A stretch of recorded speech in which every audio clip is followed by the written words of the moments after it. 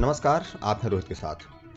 हर साल 6 दिसंबर का दिन भारत रत्न डॉक्टर भीमराव जी अंबेडकर की पुण्यतिथि को महापरिनिर्वाण दिवस के रूप में मनाया जाता है। महापरिनिर्वाण दिवस 2025 संविधान के रचयिता और दलितों के मसीहा बाबा साहब डॉक्टर भीमराव अंबेडकर की 70वीं पुण्यतिथि है।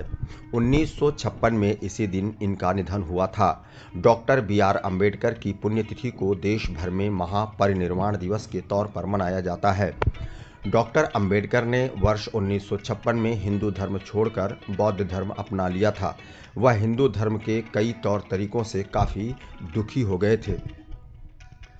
परिनिर्वाण बौद्ध धर्म के प्रमुख सिद्धांतों और लक्ष्यों में से एक है।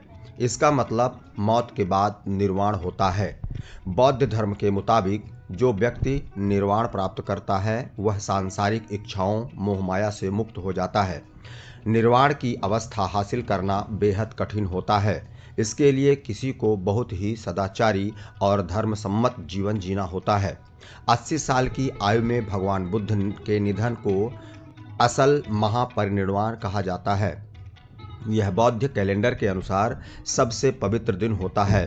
महापरिनिर्वाण दिवस डॉक्टर भीमराव अंबेडकर की परिवर्तनकारी विरासत के लिए श्रद्धांजलि के रूप में बहुत मायने रखता है।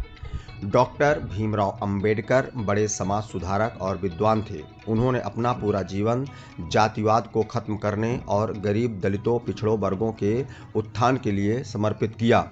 उनके अनुयायियों का मानना है कि उनके गुरु भगवान बुद्ध की तरह ही काफ़ी सदाचारी थे। डॉक्टर अंबेडकर अपने महान कार्य व सदाचारी जीवन की वजह से निर्वाण प्राप्त कर चुके हैं। यही वजह है कि उनकी पुण्यतिथि को महापरिनिर्वाण दिवस के या महापरिनिर्वाण दिन के तौर पर मनाया जाता है। अंबेडकर पुण्यतिथि महापरिनिर्वाण दिवस के दिन अंबेडकर के अनुयायी और अन्य भारतीय नेता मुंबई स्थित दादर चैत्य भूमि पर जाते हैं और भारतीय संविधान के निर्माता को श्रद्धांजलि देते हैं। लोग उनकी प्रतिमा पर फूल माला चढ़ाते हैं, दीपक व मोमबत्तियां जलाकर उन्हें श्रद्धांजलि देते हैं। कई जगहों पर उनकी याद में कार्यक्रम होते हैं।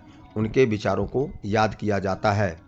BR अंबेडकर अपने ज़माने के सबसे ज़्यादा पढ़े लिखे लोगों में से एक विद्वान थे। उनके पास अलग अलग 32 विषयों की डिग्रियां थीं। एल्फिंस्टन कॉलेज मुंबई से BA करने के बाद वो MA करने अमेरिका की कोलंबिया यूनिवर्सिटी चले गए। वहीं से PhD भी की। इसके बाद लंदन स्कूल ऑफ इकोनॉमिक्स से MSc DSc किया। ग्रेज इन बैरिस्टर एट लॉ किया। एल्फिंस्टन कॉलेज में वह अकेले दलित छात्र थे। डॉक्टर अंबेडकर को खूब किताबें पढ़ने का शौक था।